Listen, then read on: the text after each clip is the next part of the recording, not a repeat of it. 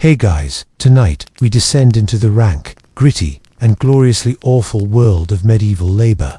A time when your job title said less about your career path and more about your risk of plague and burns. So, before you get comfortable, take a moment to like the video and subscribe, but only if you genuinely enjoy what I do here. And let me know in the comments where you're tuning in from and what time it is for you. It's always fascinating to see who's joining us from around the world. Now, dim the lights, maybe turn on a fan for that soft background hum, and let's ease into tonight's journey together. Let's say you're born in medieval England, and your career dreams are modest. You don't want to be a knight, too stabby. You don't want to be a monk, too quiet. So, you take the path of least resistance. You become a gong farmer. Gong, in case you were wondering, is not a musical instrument here. It's medieval slang for human excrement, and a gong farmer was the lucky soul who got to move it from latrines, cesspits, privies, wherever medieval people relieved themselves after a hearty meal of turnips and regret. You worked at night, not because the job was mysterious, but because it was so offensively pungent that townsfolk preferred not to be reminded of your existence during daylight. You arrived with a shovel, a bucket, and possibly some last shreds of dignity. You descended into the pit, sometimes waist deep, sometimes further, depending on how productive the town had been. Fair good news. Gong farmers were actually paid well, sometimes more than carpenters or thatchers. The bad news, you earned every coin while marinating in centuries of communal shame. Now, health and safety weren't exactly priorities in the 1300s. Cesspits could collapse. Methane could ignite. There are recorded cases of gong farmers passing out from fumes, slipping into the muck, and dying in what can only be described as the worst obituary ever written. As for tools of the trade, a wooden bucket, a long-handled scoop, occasionally a donkey, not for companionship, just to haul the cart of waste out of town. The waste was then dumped in designated lay stalls, or used as fertilizer, because nothing says organic farming like medieval bowel movements. Socially, gong farmers were avoided. You didn't exactly get invited to banquets, but some found camaraderie among fellow night soil collectors, probably while competing over who had the worst day. The smell, you didn't get used to it. You just stopped complaining. Eventually, it became part of your personality. So, yes, the gong farmer may not have wielded a sword or worn a fancy hat, but they kept medieval cities from drowning in their own digestive legacy. They were the unsung heroes of sanitation, one bucket at a time. And if that sounds bad, don't worry, it gets worse. Let's say you're not cut out for urban cesspits. You want something more natural, outdoorsy, involving wildlife. Congratulations, you've just become a leech collector. The proud medieval professional who spent their days wading through bogs to harvest nature's little vampires. The job description was simple. Step into a pond, stand very still, and let leeches attach themselves to your bare legs. That's it. You are the bait. You attract them with your warm blood, your poor life choices, and your resigned expression. Once the slimy suckers latch on, you yank them off and drop them into a jar. Repeat until you feel faint from blood loss, then head home for a nice nap and a probable infection. This wasn't just some fringe occupation either. Leeches were in high demand, thanks to medieval medicine's favorite treatment, letting people bleed. Got a headache? Leech it. Melancholy? Let's drain some joy out of you. Plague? Surely you just need slightly less blood. Barber surgeons loved leeches like modern influencers love ring lights. They were essential, and that meant someone had to collect thousands of them. Enter you, the walking Shutoiri board of the swamp. Protective clothing? Not really. Most collectors worked barefoot, and often women or the very poor. The lucky ones wore a skirt. The unlucky ones wore welts. And if you were really unlucky, you'd come home with leeches still attached, growing plump and smug beneath your knees. And the hazards didn't stop at blood. Sucking. These weren't sparkling clean garden ponds. We're talking muddy, stagnant water filled with bacteria, frogs, and the occasional judgmental goose. You risked tetanus, trenchfoot, and trench shame. As for payment, a pittance. Maybe a few coins per dozen leeches, maybe food. But mostly you got the satisfaction of contributing to the fine art of bloodletting and the slow-motion downfall of patient health. On the bright side, you were unlikely to get mugged on the way home. No one wanted to get that close. So, you've tried human sewage and parasitic pond duty, and you're thinking, What's next in this soul-crushing career ladder? Well, how about burying victims of the Black Death? That's right, you, dear viewer, are now a plague burier, because in medieval times, death didn't wait for job interviews. This job came with 3 main requirements: a shovel, a strong stomach, and a complete disregard for personal safety. Protective gear, please. At best, you might have a rag soaked in vinegar tied to your face. At worst, you had nothing but your own optimism, and some garlic someone swore would repel evil vapors. When the plague hit in the mid-4th century, people dropped fast to thank 'em in cents at a witch trial. Entire neighborhoods emptied overnight. Corpses piled up in streets, homes, and churches. Someone had to move them. That someone, you mass graves, or plague pits, became your daily office. You'd spend hours digging trenches wide enough to toss in entire families. Sometimes there weren't even coffins, just bundles of limbs hastily wrapped in cloth, occasionally accompanied by a chicken for good luck. Or maybe it just wandered in, and don't expect gratitude. People avoided Ulick, well, the plague. If you showed up in the marketplace, everyone suddenly remembered they had somewhere else to be. You were considered bad luck, bad smell, and potentially contagious. A medieval triple threat. Now, the work was endless. No weekends, no holidays. The plague didn't take breaks, and neither did you. The worst part, you knew that every day on the job was a gamble. Many barriers became what they buried, especially after a sneeze or cough from the wrong direction. Compensation. In theory, the town council might toss you a few coins or stale bread. In practice, you often got paid in continued existence. On the plus side, there was a sense of grim purpose. You kept cities from collapsing under the literal weight of death. But let's not romanticize it. You were basically playing Tetris with corpses while wondering if that weird itch on your arm was just fleas or fate. Welcome to the glamorous world of medieval textile production, where fashion met fermentation, and you, the humble fuller, made sure nobody's wool tunic felt like a cactus. Your job, simple. Stomp on cloth soaked in human urine until it felt soft enough to pass for clothing and not medieval sandpaper. You see, raw wool is oily, stiff, and clings to everything like an unpaid intern. To turn it into wearable fabric, it needed to be fooled. A process involving soaking the cloth in a pungent cocktail of water, earth, and yes, urine. Why? Because stale human pee contains ammonia, which helped clean and soften the fibers. Why you had to stomp in it for hours? Because machines hadn't been invented, and your feet were apparently God's gift to the medieval textile industry. Now, this wasn't a gentle toe dip situation.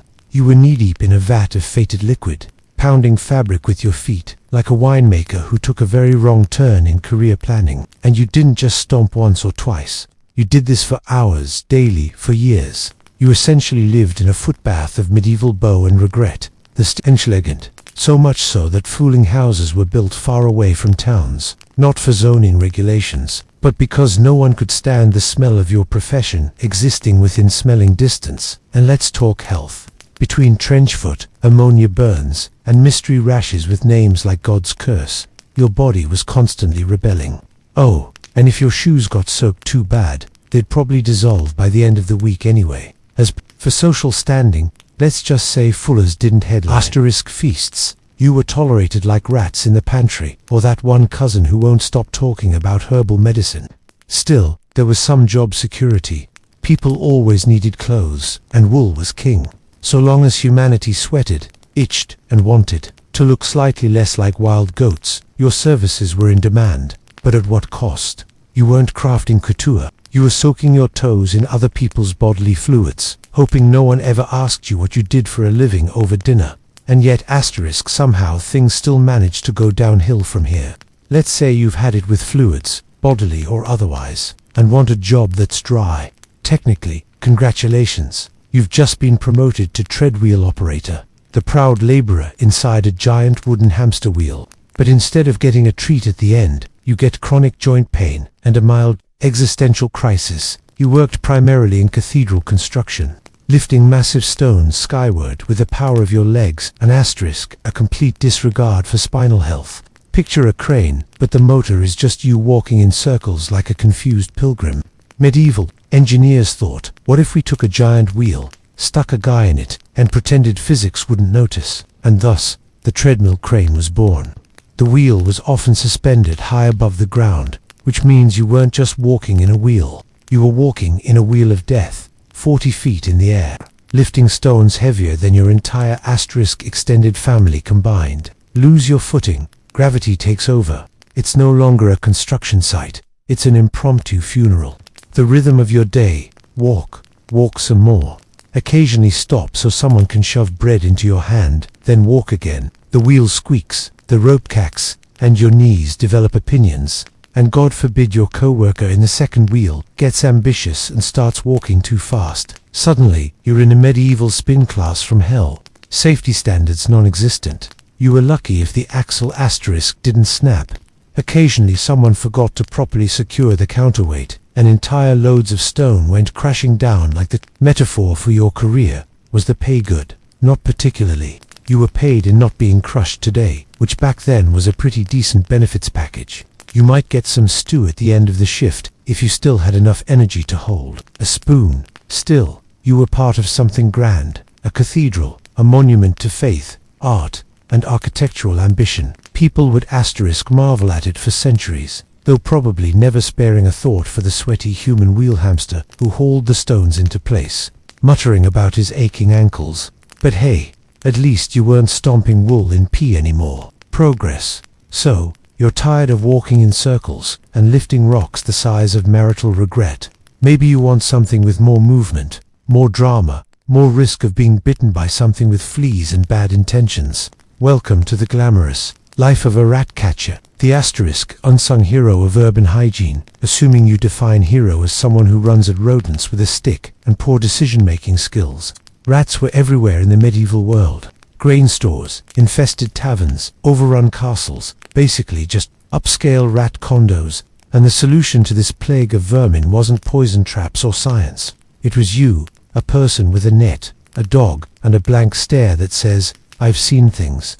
Your average day involved crawling through dark, cramped spaces, under buildings, chasing rats, asterisk, with nothing but your hands or a small club. Sometimes you used ferrets, sometimes terriers, sometimes pure desperation, all while trying not to get bitten, scratched, or sneezed on by the walking biohazards that scurred past your boots. And let's be clear, these weren't Disney rats baking pies in someone's kitchen. These were disease-riddled, plague-carrying, rage-filled medieval rats. They lived off garbage, fought each other for bread crusts, and probably had better health insurance than you. Asterisk the tools of the trade: a burlap sack, a torch, and possibly some boiled leather gloves that offered about as much protection as a soggy napkin. If you were lucky, you had a dog trained to sniff out nests. If you were unlucky, you had a torch and a lot of yelling. Pay. Let's just say nobody's getting rich chasing rats. You might get a few coins per tail. Yes, per tail. Which meant you had to bring proof of your rat conquest, like a grim medieval loyalty program. Occasionally, towns would hire asterisk rat catchers during outbreaks, especially when people noticed an unusual number of corpses and fleas doing the chat. But once the panic died down, so did the budget and public respect, about the same as a puddle. No one wanted to sit near you, talk to you, or hear about your day. But deep down, everyone was relieved you existed, because without you, the rats would inherit the earth, or at least the pantry. Let's say you want to work indoors. Maybe you like kids. Maybe you dream of courtly life, silk robes, and asterisk eating something that wasn't boiled in sadness. So, you take a job in the palace, caring for a young noble. Sounds cushy, right? Wrong. You're the whipping boy, a living, breathing punishment proxy. In short, the prince misbehaves. You get whipped. Yes, that was an actual job. See, noble children, especially those of royal blood, were considered too important, too sacred even, to be physically punished. Can't bruise the future king just because he fed gunpowder to the cat. So instead, they asterisk appointed another child, often of lower status, to be his constant companion. And if the prince broke the rules, you took the lashes in front of him while he watched, hopefully with guilt, but usually with snacks. It was a strange form of moral outsourcing. You were supposed to be so emotionally close to the prince that he'd feel bad watching you get flogged. A cute theory, unless you were dealing with a budding tyrant who thought your screams sounded like music. Your day involved shadowing the royal asterisk child at lessons, meals, riding, swordplay. You were his confidant, his study partner, and on bad days, his scapegoat. If he sassed his tutor, you got the rod. Failed his Latin. Hope you like bruises. Threw a tantrum. Better start limping. There was no career path either. You didn't become senior whipping boy or deputy of the lash. You just aged out, assuming you survived without permanent spinal curvature. Surprisingly, some whipping boys did become lifelong friends with their royal tormentors. Asterisk after all. Nothing bonds to kids like the shared memory of one being beaten for the other's misbehavior. Others, however, disappeared from the records, probably after walking off into the woods and deciding that friendship isn't supposed to hurt this much. Pay, room, board, and maybe the occasional thank you note. No one built a statue to a whipping boy. But if you were lucky, you got to wear clean clothes and eat from the prince's table before being thrashed for his food fight. So you've asterisks grown tired of rat bites and royal beatings. You long for solitude, fresh air, and a job that doesn't involve actual children or rodents. Enter the lime burner. A man so committed to dust inhalation, he made chimney sweeps look like wellness influences your job. Burn limestone in a blazing hot kiln to produce quicklime, a vital ingredient in everything from mortar and plaster to agriculture. And fun twist, corpses. That's right. Quicklime was occasionally used in burials to speed up decomposition, so your handiwork was asterisk everywhere, in walls, on fields, and quietly dissolving Uncle Jeffrey behind the church. The process involves stacking layers of limestone and fuel, wood, peat, or if you were particularly eco-conscious, dried dung, into a massive oven called a lime kiln. Then you'd light it and bake it at hellfire temperatures for several days straight. And by you, I mean you stood next to it, shoveling materials and occasionally poking it with a long stick like some medieval pizza chef. If pizza exploded your lungs and caught your tunic on fire, breathing near a limerick was a bit like hugging a volcano while snorting chalk. The fumes were caustic, the dust was everywhere, and there was always the risk of spontaneous combustion. One gust of wind and you were coughing up masonry flare, while your eyebrows quietly disintegrated. Protective equipment. Hump. You had a rag over your mouth if you were lucky, and a pair of wooden clogs if you were living large. Gloves, please. You had calluses thick enough to register as armor. Worse asterisk yet. Quicklime reacts violently with water, so if it rained or you accidentally sweated too hard, the powder could hiss, bubble, and burn straight through your skin. Nothing like being slowly dissolved by your own profession. Social life minimal. You smelled like scorched earth, looked like a haunted chimney, and your lungs made noises like a dying accordion. But on the bright side, people respected your work. You made the foundations of buildings, and occasionally helped create plague pits. That's practically an asterisk resume. Still, each shift brought you closer to becoming a lung-shaped pile of dust. Let's say you want a job with flexible hours, fresh air, and minimal supervision. You don't mind working nights, dislike authority, and aren't squeamish about corpses. Congratulations. You're perfect material for a resurrectionist, otherwise known as a professional grave robber. But not just any grave robber. You're not stealing rings or gold teeth. No, you're after the whole body. For asterisk science, of course, totally academic. Please ignore the shovel and lack of soul. In the late medieval period, medical schools began demanding human cadavers for dissection. The problem: the church frowned on dissecting bodies, and legal channels for obtaining corpses were tighter than a miser's coin purse.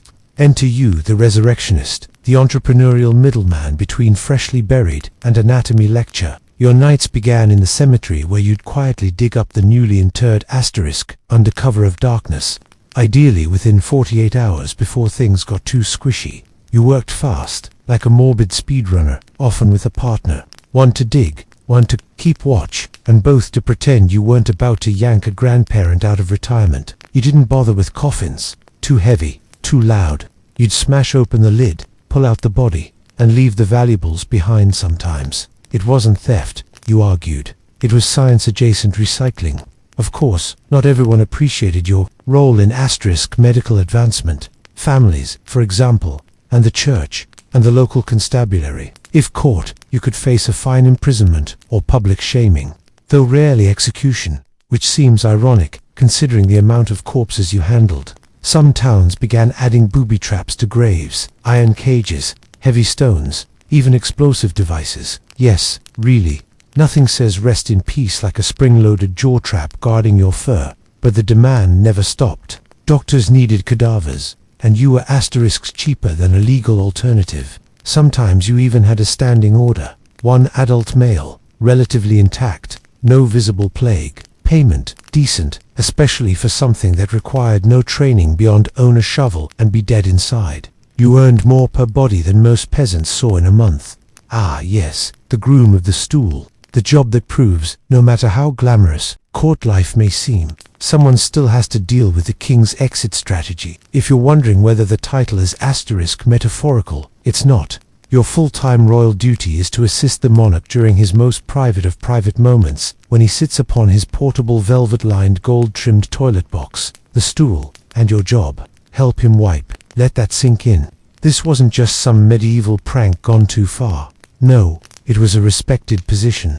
In fact, the groom of the stool was often a nobleman, trusted implicitly by the king, because when you've seen someone naked, sweating, and mid-grunt, you've achieved a level of intimacy few courtiers could rival. You didn't just wield cloth, you wielded influence. You controlled who got access to the king during his seated meetings. You managed his wardrobe, correspondence, and even advised on policy. It was a weird power dynamic. You were simultaneously the royal janitor and chief confidant. The job required discretion, loyalty, and a truly unshakable stomach. You might also be in charge of preparing the stool, ensuring the privy linens were fresh, and keeping the royal bottom asterisk powdered, perfumed, and presentable. Medieval kings didn't just rule, they pooped in style. Naturally, you were sworn to secrecy. Leaking royal bowel movements to the tavern crowd would be a career-ending move, and possibly a head-ending one. Still, court gossip being what it was, your knowledge of the king's diet and digestive habits made you a walking medical report, and a surprisingly popular one at that. As gross as it sounds, the position paid well. You lived in luxury, dined at the king's asterisk table, and sometimes received land or titles, all for being literally indispensable in the royal bathroom. Still, it's hard to brag at parties. Oh yes, I'm the reason the king doesn't chafe. Not quite as flashy as knight or chancellor, is it? So, you fancy yourself a chef in the Middle Ages. That's adorable. Forget Michelin stars. You're aiming for a meal that doesn't actively harm anyone. As a medieval cook, your job was less about crafting exquisite cuisine and more about preventing gastrointestinal asterisk war crimes. You weren't working with the freshest ingredients. You were working with the least rotten ones. The stuff that smelled mostly fine and only twitched occasionally. Your tools included a giant cauldron, a wooden spoon the size of a battle axe, and a blazing fire that either burned your stew or your eyebrows. Sometimes both. Recipes, please. A medieval recipe was usually something like, take meat, boil it, add a handful of herbs, pray. Quantities were vague. Instructions were asterisk worse. And if someone complained, you just told them it was peasant style. Working in a noble household meant fancier expectations and fancier ways to hide spoilage. Spices like pepper, cinnamon, and cloves weren't for flavor, they were for masking the taste of doom. If the meat still moved, you just added more saffron. Problem solved. Poultry had feathers until 5 minutes ago. Fish, hopefully not still blinking. Everything else went into pottage, a one-pot mush of vegetables, barley, and meat scraps asterisk boiled until it surrendered. The real horror, however, was feast day. Hundreds of guests, dozens of dishes, all prepared in a dark, smoky kitchen where the ceiling dripped grease. The dogs licked the floor and sometimes the food, and one scullery boy was always mysteriously missing. You were responsible for elaborate subtleties, sculptures made of sugar or meat, shaped like swans, dragons, or saints. That's right. You had to build a saint out of pastry and still find time to boil 50 cabbages. If it collapsed, guess who got asterisk blamed? Not Estic John the Melty, that's for sure. Burns, cuts, infections, and food poisoning were all part of the job. There was no refrigeration, no health inspector, and no sympathy when the Lord's pigeon pie exploded. Still, if you managed to not poison anyone too important, you might just keep your job for now. Born appetite. So, you're not afraid of a little hard work. Maybe you enjoy the outdoors.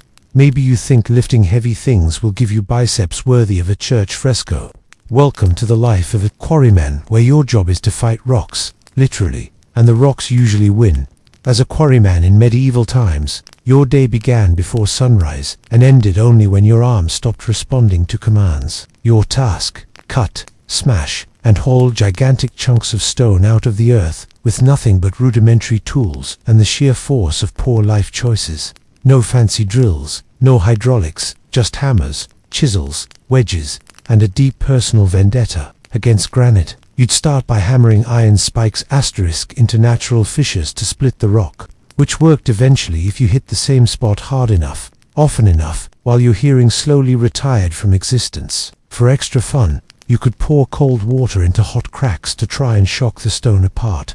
Because when your job involves thermodynamics, it's a good sign something has gone terribly wrong. Dust everywhere in your lungs, your teeth, your bread. Safety goggles hadn't been invented, so you squinted and hoped today wasn't the asterisk day a rogue flake of limestone introduced itself to your cornea. Let's not forget the real thrill: cave-ins and falling slabs.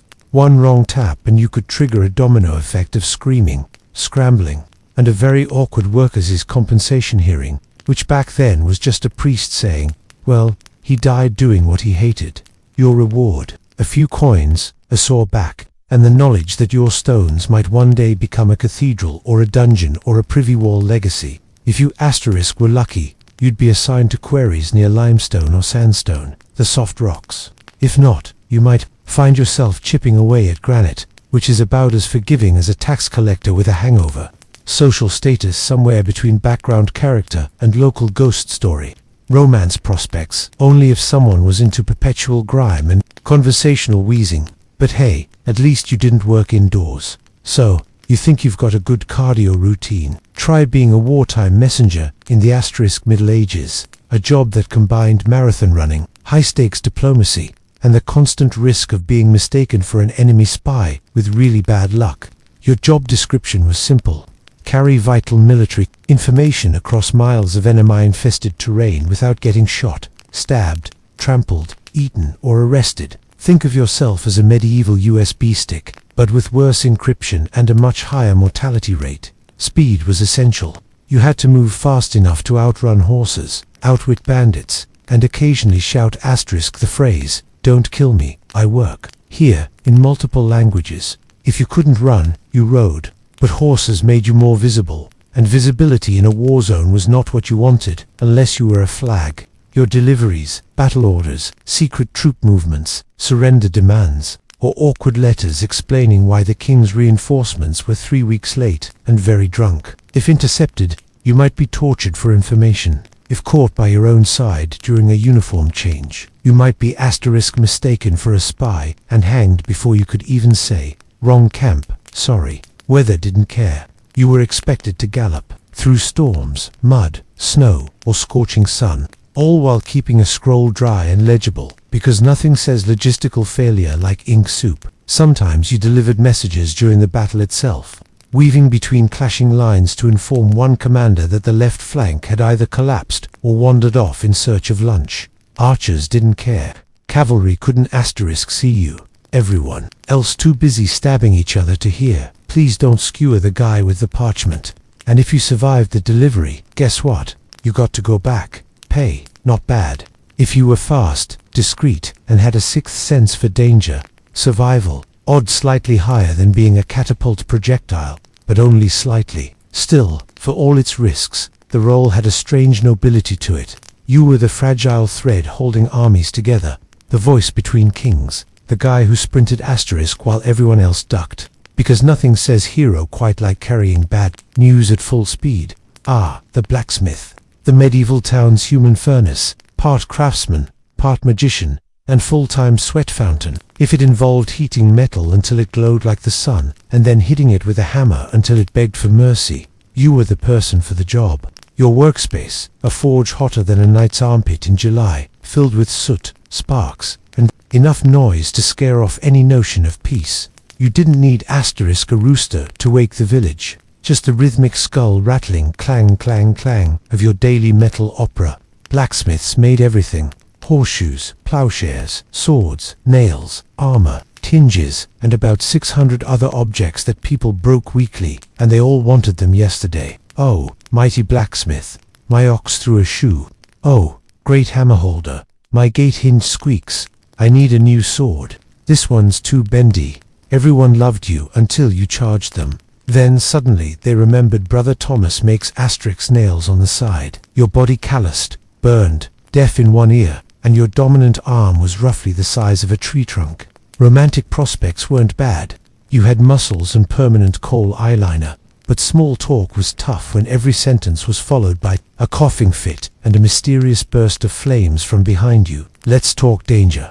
Red hot metal, exploding sparks, iron that cracks instead of bends, anvils that don't care about your toes, bellows that occasionally catch fire asterisk, because why not?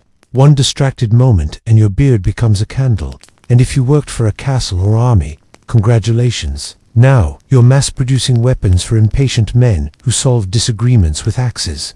Hope you like deadlines enforced by sword. But despite it all, the blacksmith was essential. You were the backbone of technology, the town's answer to, can you fix it? Long before engineers, you were designing tools. Long before influencers, you were shaping trends. Asterisk, you made the stuff people needed to survive, and occasionally look impressive while doing it. Still, you never got statues. Just more broken metal and a customer asking if it'll be cheaper without the decorative curls. Ah, yes, the bard, the wandering performer, the poet with the lute, the medieval equivalent of a podcast no one asked for but couldn't turn off because they were staying in your lord's hall. Being a bard sounds romantic until you realize your job is part musician, part asterisk gossip, part court jester, and full-time cold and hungry.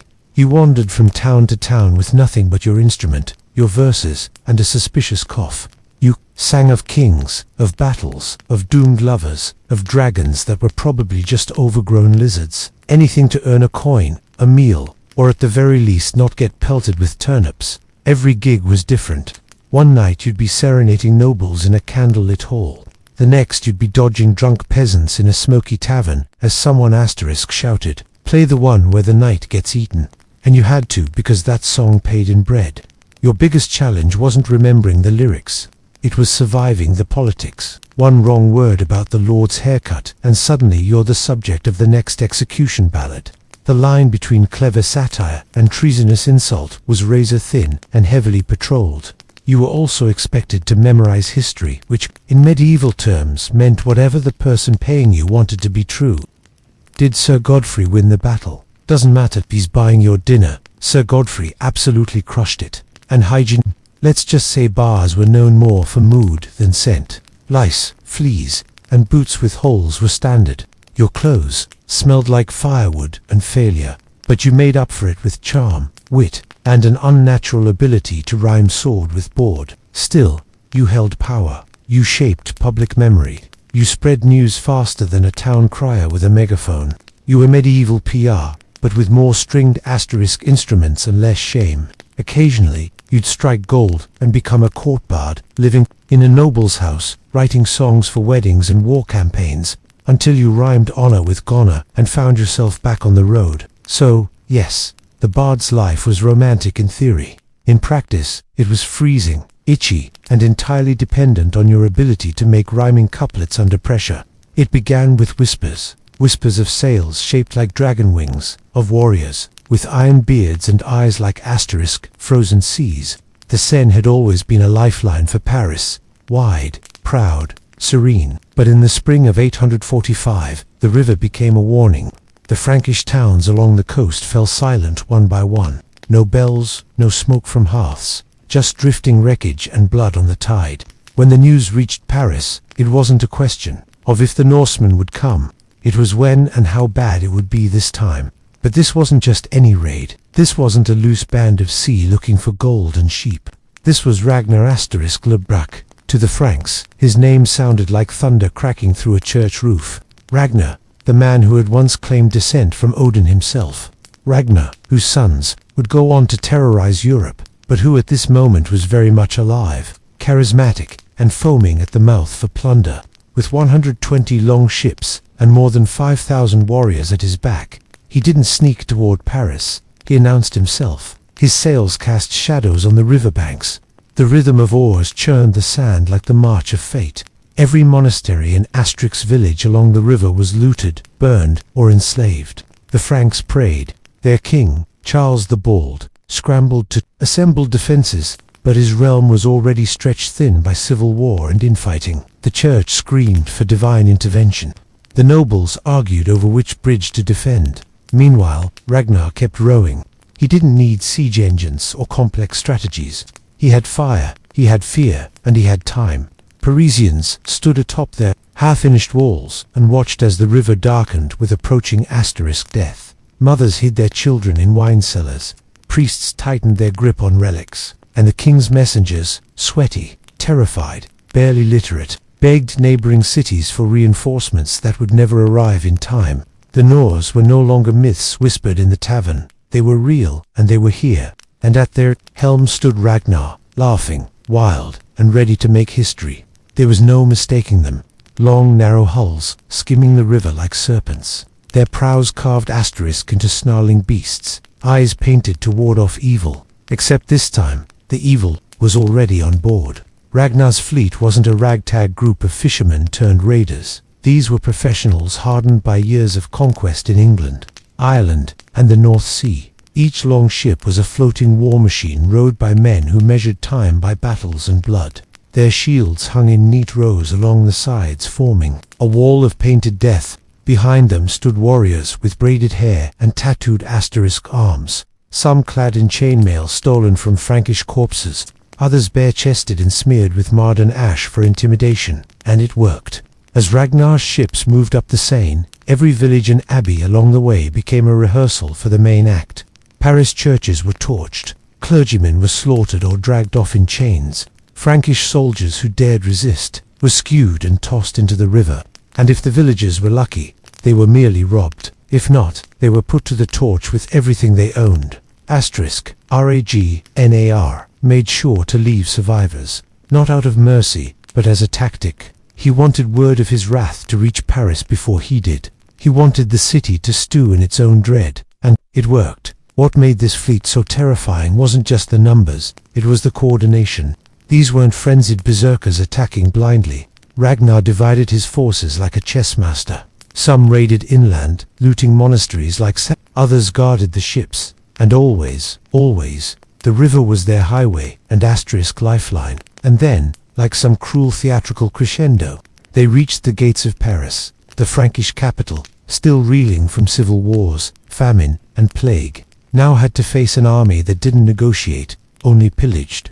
At the city walls, Ragnar ordered the burning of captured Frankish villages within sight of the gates. Smoke rose like a dark prophecy. He wasn't just threatening the city, he was daring them to stop him. And as the flames reflected off the Seine and onto his painted sails, asterisk Ragnar looked at the stone walls of Paris, not with fear or reverence, but with hunger. Because for Ragnar, Paris wasn't a challenge, it was a prize. Paris in 845 was not yet the towering fortress of later centuries. It was a city huddled on an island, the Ile de Cite, flanked by 2 wooden bridges and protected by makeshift walls. Its defenders were few, mostly local militia, monks with swords, and nobles more interested in their titles than warfare. In short, it was dinner for Ragnar. The asterisk Viking chieftain wasted no time. Upon arrival, he launched a probing attack on the outskirts, testing the resolve of the defenders.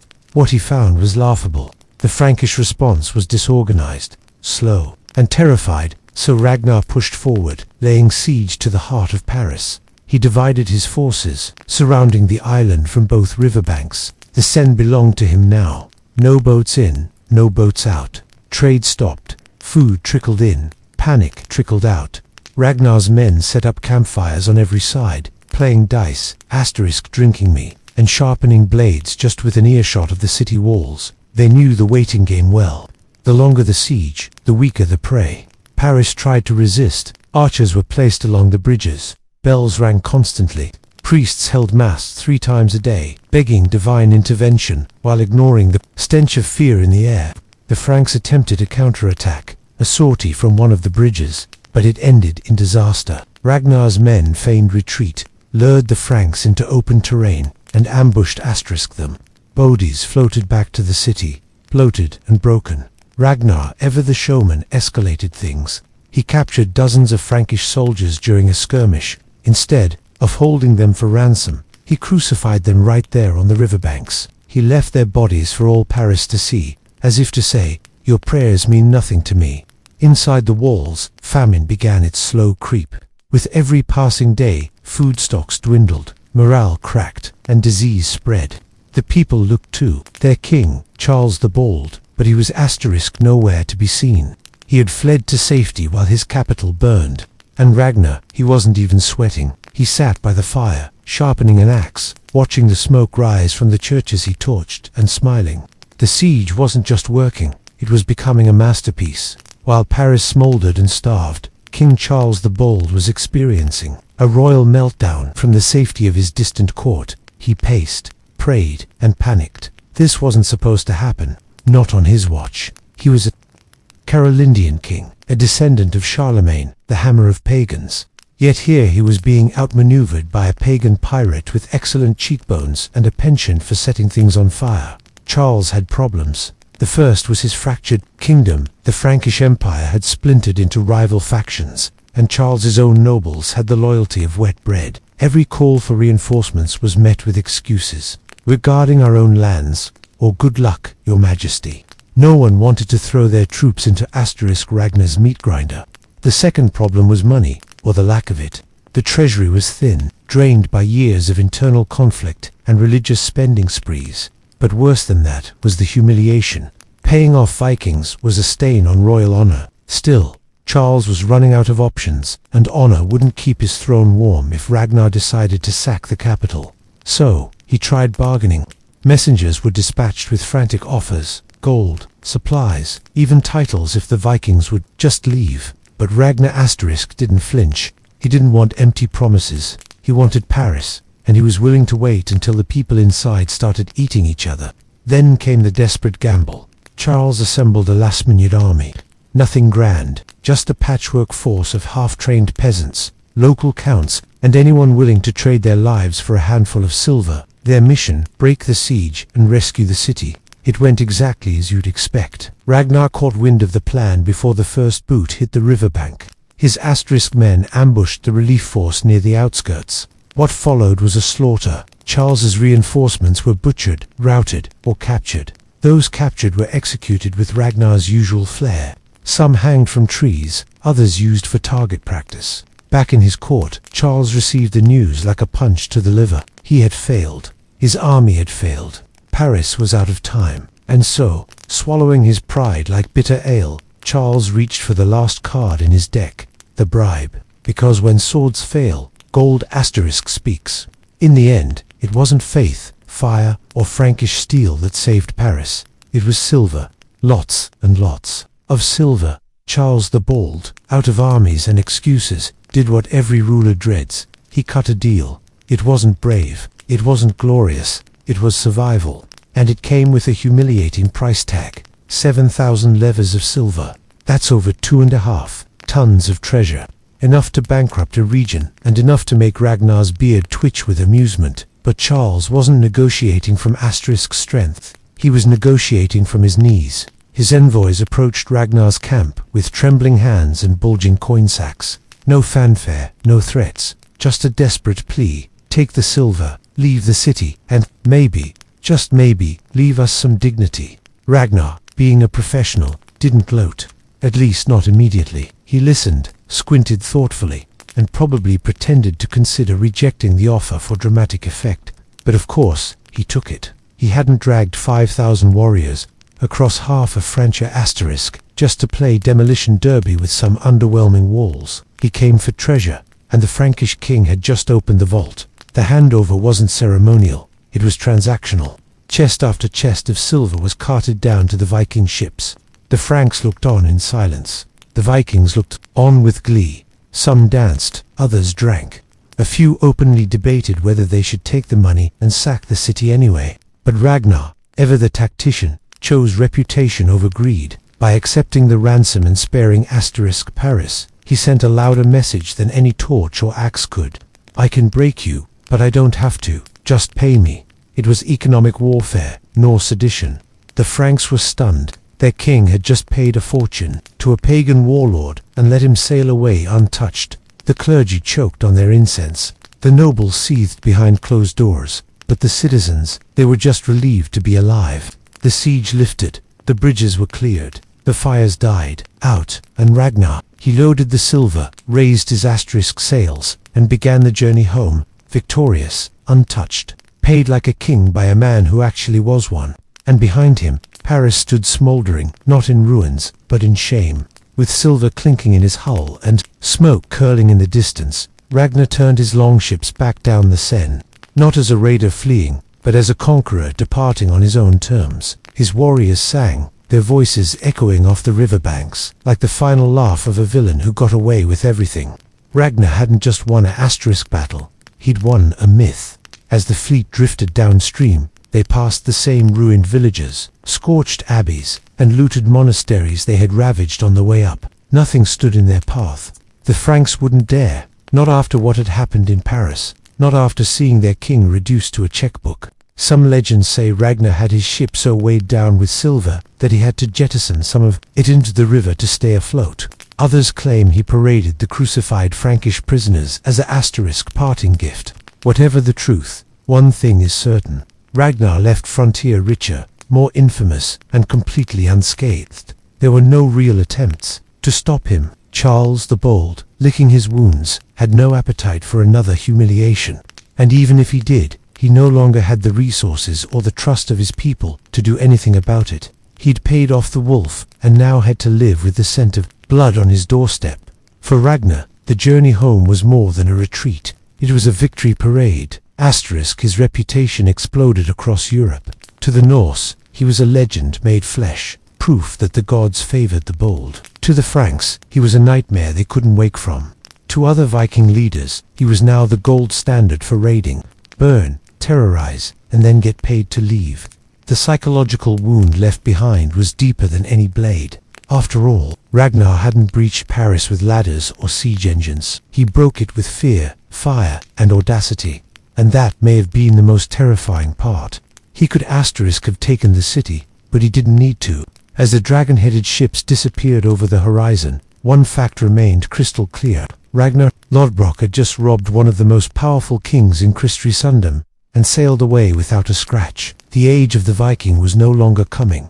It had arrived. When the dragon ships vanished and the river went quiet, Paris didn't celebrate. It exhaled slowly, shakily, like a city waking from a nightmare. The siege was over, but the trauma had just asterisk begun. The city wire of smoke and sweat and unwashed fear. Its bridges were scorched, its churches desecrated, its streets littered with the bones of failed resistance. And while the walls still technically stood, the idea of safety had been reduced to ash. People crept out from cellars and crypts with hollow eyes, as if expecting the Norse to come back and finish the job. The first thing to return wasn't hope, it was blame. Fingers pointed in every direction. The clergy blamed the king for his cowardice. The nobles blamed asterisk each other for not sending aid. The people blamed both. And hovering above it all was the bitter truth. Charles the Bold had paid off the enemy and left his capital city to rot. There was no spinning it as a tactical retreat or clever diplomacy. Everyone knew what it was. A payout born of panic. The church tried to paint the survival of Paris as a divine miracle, a test of faith, or a sign of future redemption. But the people knew better. It wasn't angels who had spared them. It was silver. To make matters worse, the asterisk ransom had gutted the royal treasury. Inflation rose. Taxes soared. Monasteries wept over their stolen relics. The countryside, already weary from years of civil war and famine, buckled further, and with each passing day, the legend of Ragnar Lodbrok grew taller, while the authority of the Carolingian throne grew smaller. Militarily, the implications were even more damning. Ragnar had exposed the soft underbelly of Frankish defenses. He didn't need catapults or battering rams. He just needed a river and a cause. Asterisk, other Norse leaders took note. If Paris could be shaken so easily, what else was ripe for the taking? And perhaps most haunting of all was the feeling that this wasn't the end. It was the beginning. A prelude. A warning. Paris had survived, yes, but it had also been humiliated, scarred, and forced to buy its own life. That kind of wound doesn't fade quickly. And in the smoky silence that followed, one question lingered over every broken gate and prayer. Stained floor. What happens when the next Ragnar asterisk arrives? The raid on Paris in 845 didn't end when Ragnar sailed home. In truth, it began something far more enduring, a legacy of terror, strategy, and cultural domination that echoed through Europe for generations. Other Viking leaders, upon hearing what Ragnar had accomplished, took notes, and then took ships. Word of the Frankish ransom spread quickly through the north, and with it came a revelation. You didn't have to die gloriously in battle to make your mark. You could die wealthy. Ragnar had shown that gold flowed more freely from frightened kings than from burning cities. Soon raiders from Denmark, Norway, and Sweden began targeting the Seine, the Lier, and the Rhine. They weren't just reckless marauders anymore. They were businessmen with axes. Viking raids became annual events in Francia, like grim blood-stained holidays. Each summer brought new fleets, new demands, and new ransoms. Ragnar's playbook became doctrine. Sail fast, strike hard, terrify everyone, and get paid to leave. Cities began stockpiling silver, not for trade, but for protection. Monasteries buried their holy relics and relics of saints, not out of piety, but out of fear. The Frankish response: fortify and pray. But it wasn't enough. In time, the Viking raids turned into settlements. First were winter camps, then fortresses, then towns. By the end of the 9th century, Norsemen had carved out permanent footholds in Francia, including the area that would become Normandy, literally the land of the Northmen. It all traced back to Ragnar's siege of Paris. And Ragnar, his legend, grew beyond the battlefield. Songs were sung, sagas were told. Some say he later attacked Anglo-Saxon kingdoms, was thrown into a pit of snakes, and laughed as he died.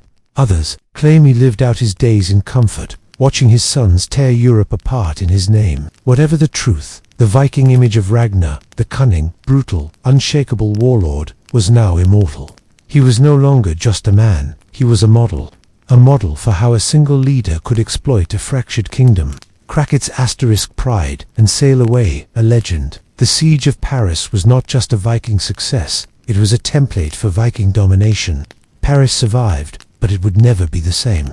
The memory of Ragnar's siege carved itself into the stone of the city, into the nightmares of its clergy, and into the policy of every king who followed Charles the Bald. It wasn't just a story. It was a warning, a reminder that even the mightiest city could be brought to its knees by a man in a longship with nothing but fire. Grit, and a greedy grin.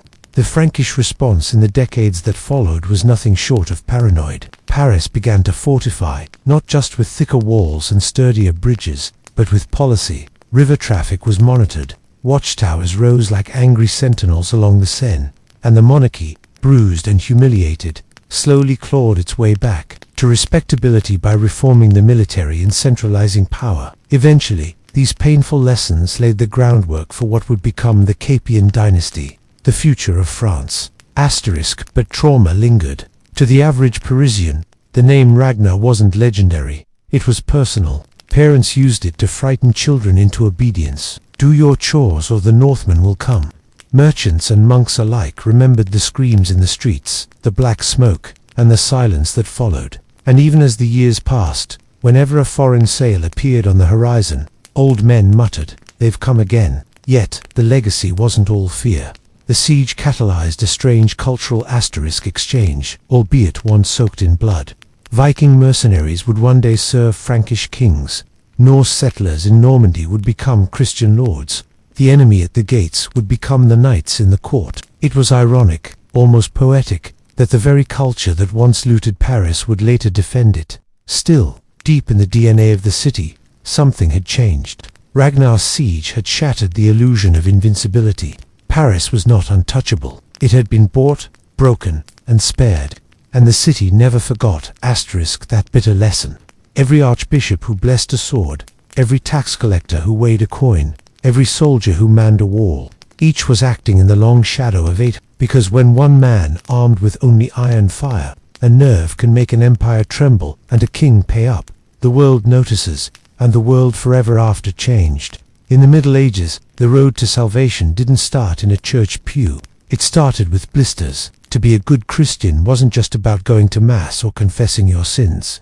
Sometimes it meant putting one foot in front of the other and walking for hundreds of miles to visit a holy site. These journeys were called pilgrimages, and they were both deeply spiritual and absurdly physical. Picture a barefoot farmer trudging through rain, snow, and occasionally booting, all to stand in front of a saint's knucklebone in a gilded box. The motivation, eternal salvation, or at the very least, divine brownie points. The church heavily promoted pilgrimages as a way to earn indulgences.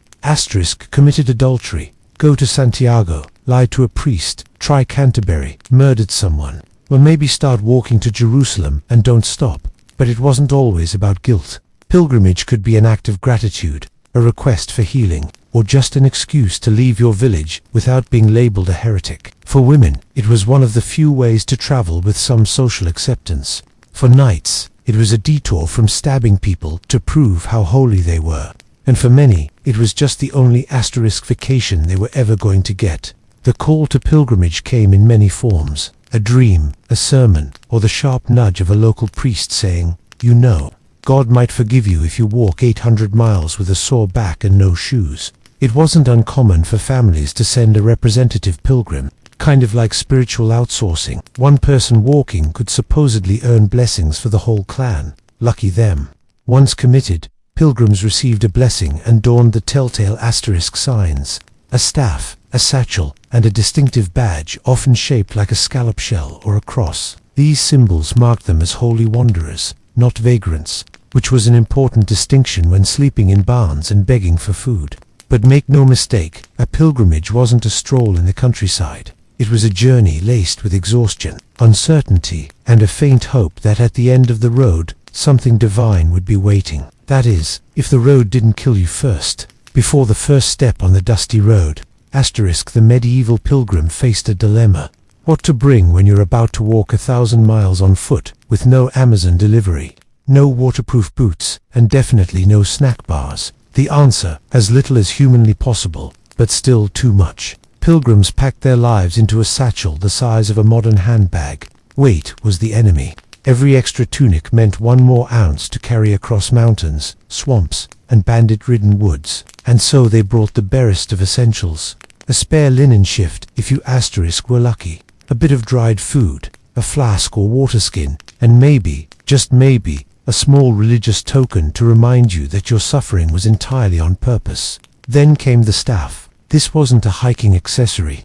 It was a multifunctional miracle stick. You used it to walk, to defend yourself against wild dogs or wild people, to test the depth of mud pits, and sometimes to prod snoring fellow pilgrims in church. Your hat had to be wide-brimmed for sun and rain, and preferably pilgrim chic.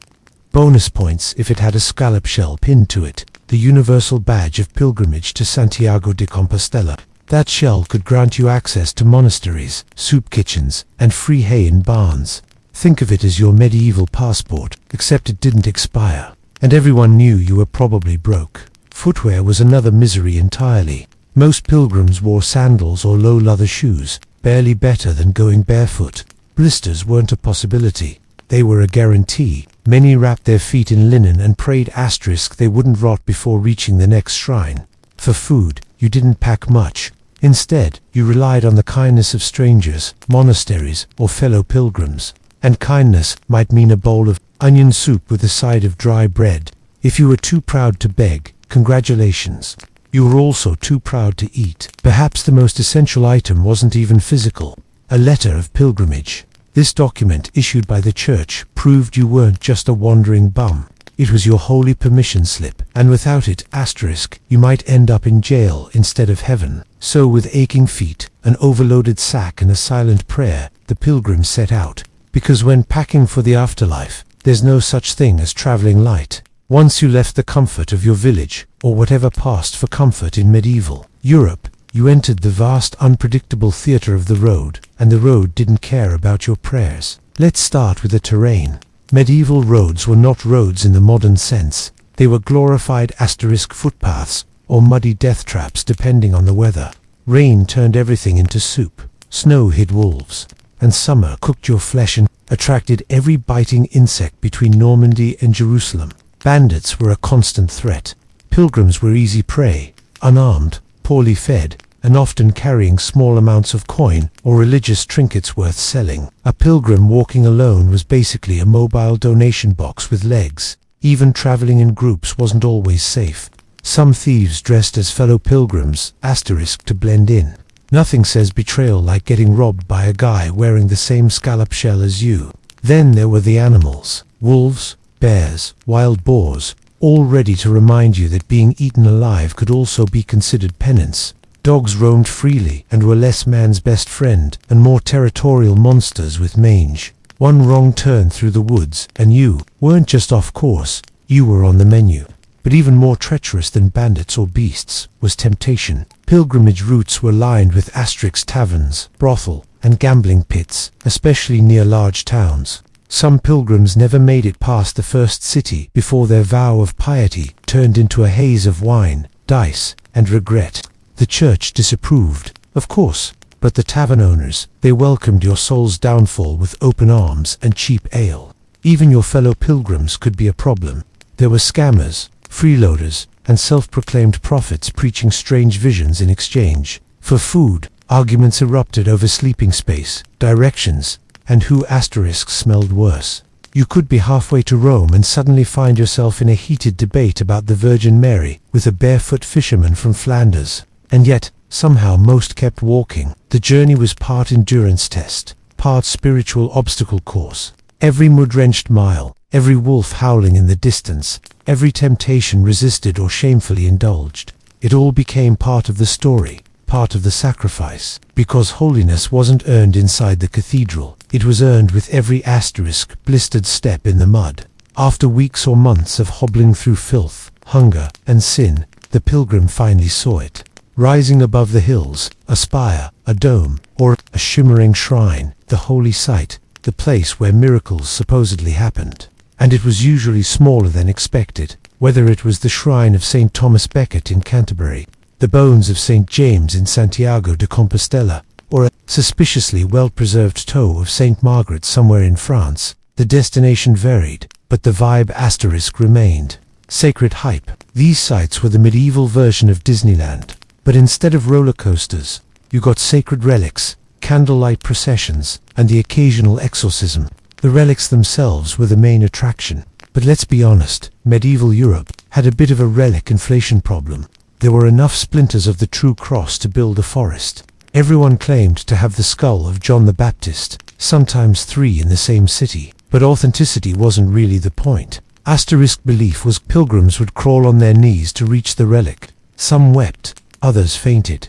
Many simply touched the shrine and whispered a desperate prayer. Heal my blindness. Forgive my adultery. Fix my aching back. The belief was that saints had posthumous superpowers, and their bones could still grant miracles like medieval vending machines. And where there were miracles, there was money. Towns built around these shrines profited enormously. Inns, taverns, trinket sellers, and monks with suspiciously high prices for special blessings thrived. You could buy candles, holy water, and even tiny flasks, allegedly filled with saintly sweat. For the right price, your soul could get an express lane to forgiveness. The church encouraged it. Pilgrimage sites brought prestige, donations, and a steady stream of religious tourism. Entire cathedrals were built just to house a single toe or dried-up tunic, and the more dramatic the legend behind the relic, the bigger the crowds. Bleeding statues? Check. Incorruptible bodies? Absolutely. Talking skulls? You bet someone claimed it, but even amid the spectacle, many pilgrims found genuine awe, standing in candle-lit silence before a golden relic after surviving the brutal road, felt like arriving at the edge of heaven.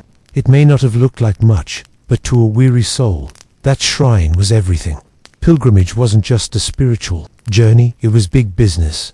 Every step a pilgrim took meant coins changing hands. Inns, taverns, blacksmiths, relic vendors, and even beggars depended on the flow of the faithful. And when hundreds or even thousands of pilgrims funneled through a town each year, the local economy didn't just survive, it thrived. Enter the pilgrim trap. A village with a mediocre shrine would suddenly experience a vision, a miracle, or a goat giving birth with a crucifixed mark on its side. The next thing you knew, a chapel popped up, candles were lit, and someone was charging 3 denarii for a look at a fingerbone, allegedly belonging to Saint someone or other. Tourists came, merchants followed, and asterisk the church gave its blessing after, collecting a tidy cut of the offerings. Of course, the most profitable sites like Santiago de Compostela became pilgrimage megahubs. Entire industries sprang up, cloak weavers for the dusty traveler, cobblers to patch torn shoes, and bakers who made dry, durable bread that could last through weeks of misery. You could even find medieval pilgrim guides, men who promised protection and directions for a price. Sometimes they were legitimate, sometimes they were just well-dressed robbers with a contract. Merchants sold souvenirs by the wagon load. Little tin badges shaped like the shrine's relic were worn proudly by pilgrims, signaling where they'd been, like medieval travel stickers. You could even buy fake ones if you were too lazy or too smart to walk the whole route. Monasteries played a major role. Far from being spiritual retreats, many operated like well-oiled hospitality machines. Monks would welcome pilgrims with beds and bowls of soup, but not without an asterisk suggested donation. Some were genuinely kind. Others had a knack for holy pricing. And then there were the scammers, forged relics, staged miracles, fake monks, and self-declared holy men who promised divine healing in exchange for all your worldly possessions. Pilgrims had to walk a fine line between faith and foolishness. Still, most participated willingly. They knew the game. They were part of it. And after all, wasn't their own salvation worth a few coins? In the end, the road to heaven might asterisk have been lined with prayer, but it was paved with silver. Despite the loneliness of the road, very few pilgrims walked entirely alone. Safety in numbers was the rule, not the exception. Groups formed organically, people from the same village, tradesmen heading the same way, or strangers who simply had the same limp and the same goal. Like a medieval backpacker hostel, these bands were chaotic, noisy, and weirdly intimate, and they were never boring. Group dynamics ranged from touching solidarity to full-blown chaos. One day you were sharing crusty bread under a tree, the next you were yelling at someone for stealing your turnip. Pilgrims came from every walk of life. Nobles, peasants, monks, widows, merchants, and criminals doing penance. What could possibly go wrong? Language barriers didn't help. A German pilgrim might walk with an English farmer and a Breton nun. The result, a lot of pointing, memeing, and occasional fights about who got the dry sleeping spot under the eaves of a barn. Disputes were asterisk common over food, over pace, over whose relic badge was shinier. Some took pilgrim vows of silence, which helped, until someone tripped over their bag and broke a flask of holy water.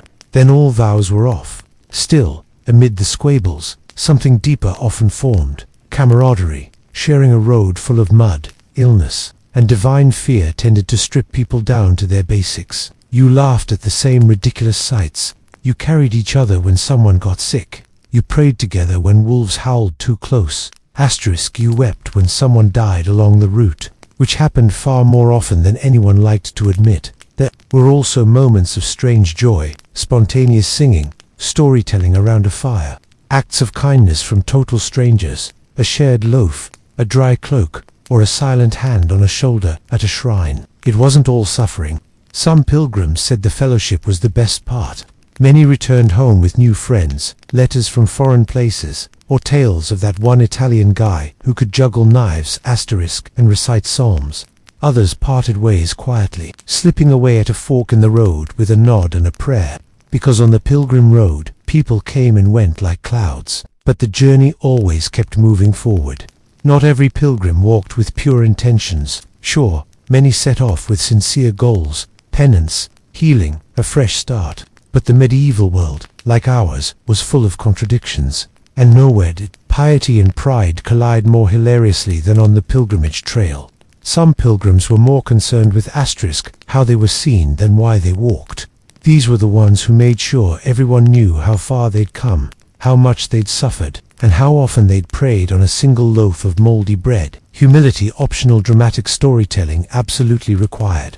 Then came the fashion pilgrims. Yes, really. Wealthy nobles often dressed the part of a humble traveler, but with expensive cloaks, engraved staffs, and embroidered satchels. They would hire servants to carry their luggage, and sometimes even asterisk ride horses the majority of the way. Because nothing says spiritual suffering like a portable feather mattress, and while most pilgrims walked every agonizing mile, others found shortcuts, literal and spiritual. Some hired carriages for parts of the journey, or paid others to carry them. A few simply bought pilgrimage badges at the market and skipped the entire trip. Why risk wolves and dysentery when you could fake it with a shiny tin shell and a good lie? But spiritual cheating had consequences. The church frowned on what asterisk it called false pilgrims. Some towns even posted guards on major pilgrimage roads to check papers and verify intentions. But enforcement was spotty and loopholes were many. As long as you rang the right bells and dropped the right coins in the collection box, few asked questions. Yet even among the cheats and the peacocks, genuine piety still burned. Many pilgrims confessed daily, walked barefoot, or subjected themselves to extreme discomfort for the sake of their souls. Some even carried heavy crosses or asterisk whipped themselves along the way. Others walked in silence or swore off meat, wine, or even speech until they reached their holy goal. The line between devotion and display was thin, and often trampled by muddy feet and human nature. Because in the end, pilgrimage wasn't about being perfect. It was about showing up, limping, sweaty, occasionally lying about your blisters, but walking the road anyway. Eventually, every pilgrimage came to an end, either at a shrine, a grave, or for the lucky ones. Back home, but coming home wasn't always the triumphant return many envisioned. First, there were the physical realities. Most pilgrims returned with fewer teeth, fewer coins, and many more scars, both literal and emotional. Feet were permanently mangled, backs hunched, and some had acquired strange illnesses with names no village healer could pronounce. You didn't just bring home a badge. You brought home trauma, tendinitis, and tales of a Flemish man who snored like a war horn. Then came the expectations. Villagers often greeted returning pilgrims with ceremony. You were supposed to be holier now, wiser, more serene. People expected you to pray harder, sin less, and maybe smell like frankincense. Instead, many pilgrims stumbled home, starving, irritable, and far more interested in beer than blessings. Some came home disappointed. They had walked hundreds of miles, kissed the bones of a saint, wept at the altar, and nothing changed. No miracle, no divine voice. Their disease remained. Their guilt lingered. The only thing that felt lighter was their wallet. For these pilgrims, disillusionment hit harder than a bandits' club. Others, however, returned, transformed, not because of relics or rituals, but because of the road itself. Walking day after day, meeting strangers, seeing distant lands, it cracked open their understanding of the world. Some became storytellers, some joined monasteries, others simply became more patient with their neighbors' loud chickens. The road taught them humility, empathy, and endurance in a way no sermon could. And let's not forget the bragging rights. Pilgrimage badges were worn like armor in the village tavern, a tin scallop shell from Santiago that was worth a free drink, a scrap of cloth from Jerusalem. You'd be telling that story until the day you died. Whether the journey had changed your soul or not, it definitely upgraded your reputation. Even those who had cheated or failed to complete the journey found a strange kind of peace in trying. The attempt itself became the offering. Because in the Middle Ages, to return from pilgrimage, changed or not, meant one thing. You had dared to walk the road to heaven and somehow made it back. Though centuries have passed and jet planes have replaced blistered feet, the echoes of medieval pilgrimage still shape our world. In its time, pilgrimage was more than a personal journey. It was a cultural engine. Routes like the Camino de Santiago, the Via Francina, and the road to Canterbury helped stitch medieval Europe together. Pilgrims crossed borders, shared stories, swapped dialects, and accidentally built the foundation for something revolutionary, a shared European identity. Roads improved because of pilgrims. Hostels and hospitals were built for them. Villages became towns. Towns became cities. Commerce followed the pilgrims' dusty boots, and in many cases remained long after they had gone. Today, many modern highways traced the same paths trodden by thousands of medieval feet. Spiritually, pilgrimage redefined how people understood faith. Before, salvation was locked behind church doors and Latin prayers, but pilgrimage made it tactile. You could walk toward it. You could suffer for it. You could earn it 1 mile at a time. But the legacy wasn't just physical or spiritual. It was deeply human. The Pilgrim's Road became a metaphor for struggle, for transformation, for the painful, sometimes ridiculous process of trying to become better. It was never about perfection. It was about movement, about intention, about showing up, muddy, flawed, and asterisk hopeful. Today, people still walk those ancient routes. Some do it for fitness, some for fun, some because they lost something or someone and need time to process. The scallop shell still appears on backpacks and walking sticks. The trailside hosts still welcome the footstool. The prayers may be whispered in different tongues now, but they still rise into the sky above the same dusty roads. Even those who've never walked a pilgrimage can feel its weight in our culture. In literature, film, and even asterisk social media journeys, where we watch someone try to find themselves by leaving everything behind. Because the medieval pilgrimage wasn't about arriving, it was about becoming.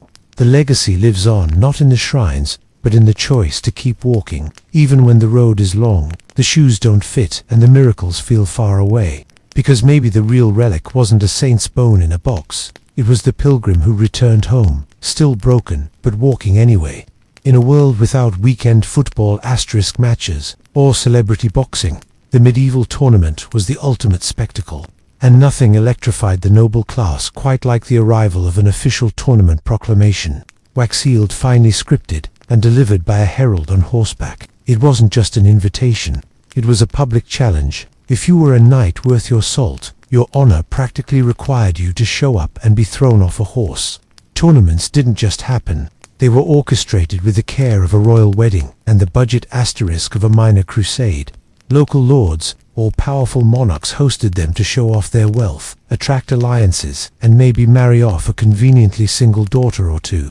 Days, sometimes weeks, were set aside for feasting, jousting, melees, archery, pageantry, and low-level chaos. For the knights receiving these invitations, the stakes were high. The tournament was where reputations were made or shattered. Often, along with a few bones, it was an opportunity to display skill, bravery, and fashion sense, all in front of the asterisk watching eyes of ladies, lords, and rival knights. A single victory could lead to marriage proposals, land grants, or at the very least, a few poems written in your honor by someone with a lute. But the invitation wasn't open to everyone. You had to be of noble birth, or at least fake it well. Heraldry was checked, ancestry debated. No one wanted a commoner sneaking in with a forged coat of arms. That would have been scandalous, or worse, embarrassing if he won. Preparation began immediately. Armor was asterisk polished, horses were trained, tailor was summoned. A knight didn't just need to fight well, he had to look the part. Your surcoat needed to gleam, your family crest had to be visible from 50 paces, and your lance balanced to the ounce. Whispers of rivalries also travelled with the invitation. Had Sir Baldwin insulted Sir Geoffrey's sister last tournament? Was Sir Roland still bitter about being unhorsed by a younger knight with better hair? These scores would be settled with the thunder of hooves and the crash of steel. The asterisk moment that wax seal cracked, a knight's pulse quickened, because the tournament wasn't just a game, it was war made polite. Once the tournament was announced, the real work began, and for the knights, that meant training. Brutal, relentless, and often slightly insane training. Because while tournaments were wrapped in pageantry and ceremony, they were still at their core organized violence on horseback. And if you weren't prepared, you weren't just going to lose. You were going to eat dirt in asterisk, front of 1,000 spectators and possibly a duchess. First, the joust, the iconic event. 2 knights, full tilt, lances down, aiming to explode each other's dignity and ribs. But landing a successful hit wasn't as simple as charging like a maniac. It required hours of drilling. Knights practiced against wooden quintons, rotating targets with shields on one side and a heavy sandbag on the other. Hit the shield too weakly and you failed. Hit it off center and the sandbag swung around and smacked you in asterisk the head. Excellent motivation. Balance was everything. You had to aim a 12T lance at a moving target while galloping on a horse wearing 80 pounds of armor without falling off yourself. Training involved strengthening core muscles, perfecting timing, and developing a relationship with your horse so tight, you practically read each other's minds. A spooked or sluggish steed could ruin your whole shot and your femur. Off the horse, knights sparred with swords, axes, and maces to prepare for the melee. Essentially, a team brawl asterisk with fewer rules and more bruises. This was the part of the tournament that simulated real battle. It could last for hours, involve dozens of fighters, and frequently ended with dislocated shoulders, shattered noses, or unconscious noblemen being dragged out of the mud by their squires. And squires they trained, they were responsible for everything: hauling armor, tending horses, handing over weapons mid-fight, and patching up wounds with a mixture of herbs and panic. A good squire could mean the difference between glory and humiliation. A bad one might accidentally hand you your ceremonial sword instead of your battle-ready one. Oops. Training was exhausting, dangerous, sometimes deadly, but knights accepted it as part of the code. You didn't just train to win, you trained to survive. Because no matter how romantic the songs made it sound, tournaments weren't tales of gentle chivalry. They were battlefields with a dress code. Before a single lance was shattered, tournaments were already a battlefield of style. Knights didn't just arrive, they made an entrance, and everything from their surcoats to the embroidery on their horse blankets screamed one thing: status. You weren't just a fighter, you were a walking family brand, and your colors, symbols, and outfit choices spoke louder than any war cry. At the heart of this spectacle was heraldry, the medieval version of a resume, Instagram profile, and sports jersey rolled into one. Shields and banners displayed your coat of arms. Lions for courage, crosses for piety, and mythical beasts for those who clearly had something to prove. Every color, every pattern had meaning: red for valor, gold for generosity, black for grief or vengeance. Or maybe you just liked the way it looked when it caught the sunlight. These symbols weren't just for flair, they helped identify knights under layers of armor. You might be helmeted, visared, and indistinguishable in the dust of the joust, but your heraldic device told everyone who was getting clobbered, and more importantly, whose reputation was being raised or ruined in front of the crowd. And oh, the crowd! Tournaments were public theater. Nobles, townsfolk, visiting merchants, and romantic hopefuls all lined the pavilions, eager to see who looked the part of a hero. Knights often sponsored tailor to design striking surcoats and comparisons. That's fancy horse armor, in case you're not fluent in medieval fashion. Bright colors, glittering threads, and intricate embroidery turned the list's asterisk into a runway of chainmail and swagger. But it wasn't just about personal branding, it was political. Your clothes signaled alliances, who you dined with, who your patron was. A knight might wear his lady's scarf tied to his arm, a not-so-subtle flex of courtly devotion and social connection. Others flaunted foreign styles to show they'd fought in exotic lands. Silk from the east, that meant crusader cred. Fur-lined gloves, probably just showing off. Armor too was part of the fashion game. Beyond function, it was custom-made and often engraved or inlaid with precious metals. A rich knight might enter the field gleaming like a human chandelier, while a poorer one just hoped his dented helmet didn't fall off mid-charge. Because in the tournament world, looking good wasn't optional, it was strategy. Before a single lance lowered or sword was drawn, the tournament kicked off with pageantry that made royal coronations look like backyard barbecues. This was the grand procession, a slow moving, dazzling parade of egos, armor, and heraldry, designed to impress, intimidate, and charm the watching crowd. Knights rode in single file, their banners fluttering, horses adorned in flowing comparisons, and squires scurrying behind like stressed-out assistants. Each knight's name was announced by the heralds, who sometimes added spicy commentary like "victor of 3 past tournaments," or "he who once split a man's helmet clean in half." Modesty was not the mood. Ladies of the court watched from silk-draped stands, evaluating the contenders like medieval talent scouts. Noble lords sized up potential allies or rivals, and among the cheering peasants, bets were already being placed. Would Sir Geoffrey unhorse that smug Italian again? Would someone fall off their horse in the opening bow? You never knew, and that was half the fun.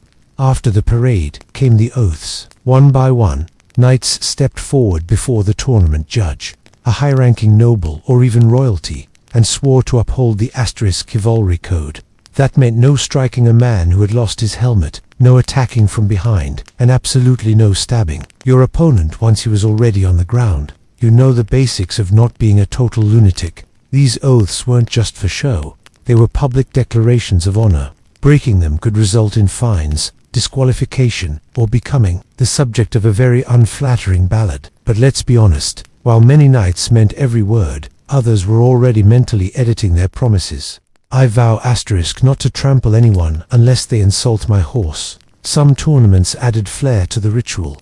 Knights might pledge their devotion to a lady, dedicate their performance to a saint, or declare a personal vow, like never retreating or never eating until victorious. Romantic. Absolutely. Reckless. Usually, the procession and oaths set the stage. They turned knights into characters, rivals into narratives, and the arena into a living story. Because for the medieval audience, this wasn't just sport. It was theater, choreographed, glorified violence with a moral message and really expensive costumes. This was it, the main event. The moment the crowd hushed, the trumpets blared, and two knights prepared to hurtle toward each other at full gallop with wooden poles and the hope of not becoming medieval mulch. The joust wasn't just the highlight of the tournament. It was the stuff of legend, splinters, and occasional skull fractures. The arena, or tilt yard, was divided by a long wooden barrier called the tilt, designed to prevent horses from crashing into each other hidden. On either side, knights lined up on horseback, each armored like a walking cathedral. Helmets were bolted tight, visors lowered, lances were leveled, and then, with a blast of trumpet and a cry from the herald, they charged. The goal: strike your opponent cleanly on the shield, chest, or helmet. A well-placed blow might snap your lance in a shower of dramatic wood splinters, earning cheers from the crowd and points from the judges, unhorsing your opponent. That was the gold standard. But make no mistake, this was dangerous. Lances were blunted, yes, but blunted wood doesn't feel soft when it's traveling 30 miles per hour into your sternum. Injuries were common: broken arms, shattered ribs, concussions, and teeth knocked so far back they became relics. Helmets dented in like ale cups. One unlucky knight was famously impaled through the eye socket, an accident that led to even stricter armor regulations. But even with all the risks, knights kept coming back, because jousting wasn't just for honor, it was for status. A victory in the lists could mean instant fame. Nobles might offer patronage, ladies might offer favors, you might even get your name immortalized in some bard's sweaty love ballad. And if you were a landless knight looking for a career boost, a few good tilts could be your ticket to power. But jousting wasn't all brute force. It was a test of precision, timing, and absolute control of your horse. One false move, and you were flying sideways in a blur of shame, and dirt. And yet, even with the pain, the bruises, and the very real possibility of getting poked in the spleen, jousting remained the centerpiece of chaotic culture. Because for a true knight, nothing screamed glory quite like getting launched off a horse in front of your crush. If the joust was a jewel of finesse, the melee was a medieval mosh pit with weapons. Think of it as team-based carnage. Dozens of knights broken into two sides, charging at each other in a sprawling field with swords, axes, maces, and the kind of chaotic enthusiasm usually reserved for tavern brawls. There were rules, sure, but they were more like suggestions. Try not to kill anyone, for example, was less a commandment and more a gentle reminder. The melee was meant to simulate real battlefield conditions, minus the arrows and screaming peasants. Knights fought in formations or solo, on horseback or on foot, often in rounds that lasted until someone called it off, or until the last man standing couldn't.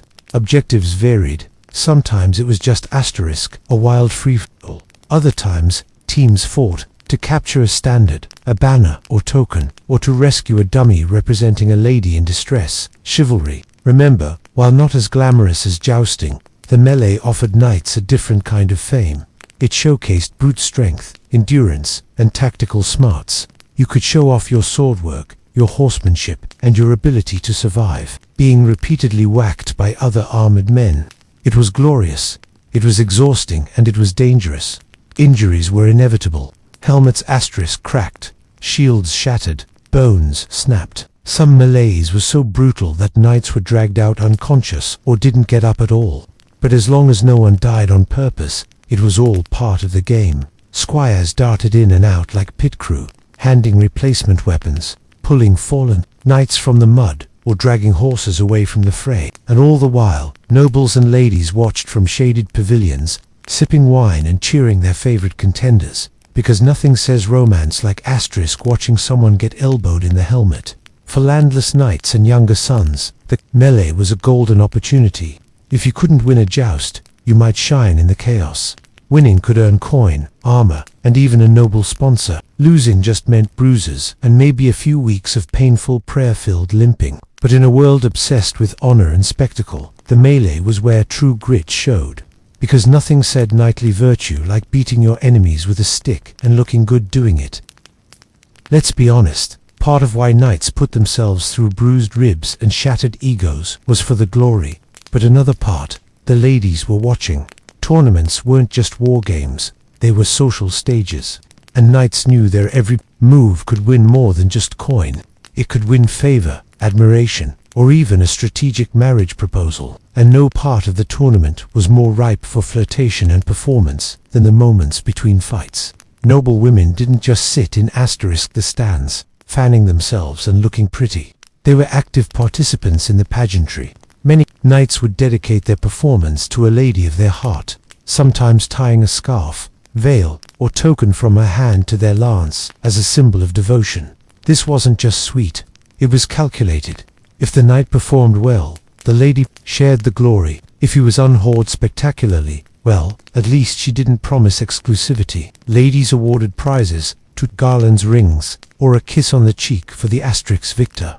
The crowd ate it up. These courtly rituals reinforced ideals of chivalry, fighting for love, for beauty, for something nobler than just your own pride. Of course, it also helped that said beauty was seated in a velvet pavilion, surrounded by servants and luxury, while you were sweating into a steel bucket. But love at tournaments wasn't always innocent. Affairs bloomed, secret notes were passed, nobles gossiped. Some knights made careers out of seducing high-born women under the pretense of Kavari devotion. The church disapproved loudly, but that never stopped anyone. And then there were the poets. Minstrels and tweeders traveled from tournament to tournament, turning heroic deeds and romantic disasters into rhymed performances. If you managed to win both the joust and the heart of a duchess, your name might echo in songs for years.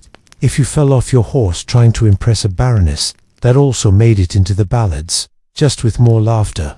In a society where status was everything, being admired by noble women could make or break a knight's reputation. A whispered compliment from the right lady could carry more weight than a bag of silver, because in the court of public opinion, love wasn't just a battlefield, it was part of the tournament. For all their chivalric vows and romantic flair, tournaments were messy politically, physically, and morally. Beneath the gleaming armor and flowing banners lurked a whole underworld of scandal, cheating, and sheer medieval chaos. Let's start with the cheating. Knights were supposed to follow the rules. No striking an unarmed opponent, no killing blows, no foul play. But honor had a funny way of vanishing when coin and reputation were on the line. Some competitors secretly reinforced their lances with metal cores, making them much more dangerous and much less breakable.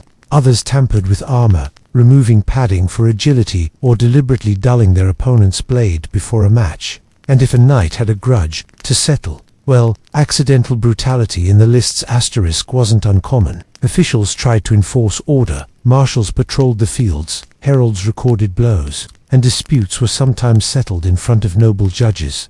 But bribes worked wonders. A well-timed pouch of silver could turn a disqualification into a slap on the wrist, especially if the accused knight was rich, well-connected, or throwing a feast that night. Then came the accidents, often indistinguishable from the cheating. Lances shattered in ways they weren't supposed to. Helmets flew off. Horses collapsed. One knight famously took a lance splinter through the ice, dying instantly. Another fell so hard he bit his tongue in half and was mute for life. These weren't freak outliers. They were part of the risk, and knights knew it. And yet nothing stirred the crowd like a public scandal. Rivalries got personal. Drunken brawls broke out in the camps after dark. There were whispered affairs between knights and noblewomen, stolen prizes, switched identities, and at least one known case, of a woman disguising herself as a knight to compete. When discovered, she was expelled from the lists, but not before winning 2 matches and thoroughly embarrassing half a dozen noblemen. Clerics disapproved of the whole scene. Tournaments, they said, encouraged vanity, violence, and sin. They weren't wrong, but they were ignored because the nobility loved the drama. The people loved the blood, and knights loved the chance to play hero until someone's visor caved in. In truth, For all its asterisk noble pretense, the tournament was never just about honor. It was a high-stakes game where cheating, blood, and gossip came free with admission. By the late Middle Ages, tournaments had morphed from rough-and-tumble war rehearsals into full-blown spectacles. More theater than training, more pageant than peril. What started as practice for knights turned into a kind of medieval celebrity circuit, and like all great entertainment, it evolved with the times. Originally, tournaments were chaotic melees meant to mimic real asterisk combat. Knights honed skills they'd use in actual wars, charging in groups, dodging arrows, smashing skulls. But as battlefield tactics changed, so did the tournament. Plate armor became heavier, swords more ceremonial, and lances blunter. The event shifted focus from practical warfare to polished performance. By the 14th and 15th centuries, tournaments resembled something closer to a royal Broadway show. Elaborate costumes, painted shields, custom armor engraved with saints and house emblems. The nobles asterisk, watching in the stands, weren't looking for gritty survival. They wanted a good show. Think WWE with chainmail. Kings and queens began hosting tournaments, less for military readiness and more for diplomacy. It was a way to display wealth, cement alliances, and entertain foreign guests. Henry VIII of England, for example, absolutely loved tournaments, especially when he was the one doing the jousting. Until, of course, a head injury from a particularly nasty tilt may have permanently altered his personality. Asterisk.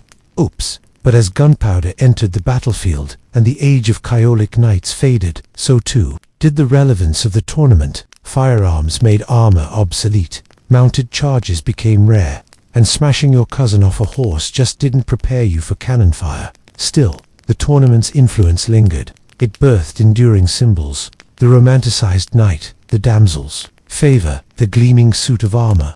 It shaped literature from Arthurian legend to Shakespearean drama.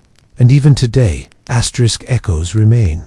Renaissance fairs, jousting reenactments, fantasy fiction filled with noble jewels, and elaborate tournaments. Every time someone in fiction raises a lance or challenges a rival in front of cheering crowds, they're drawing from this medieval tradition.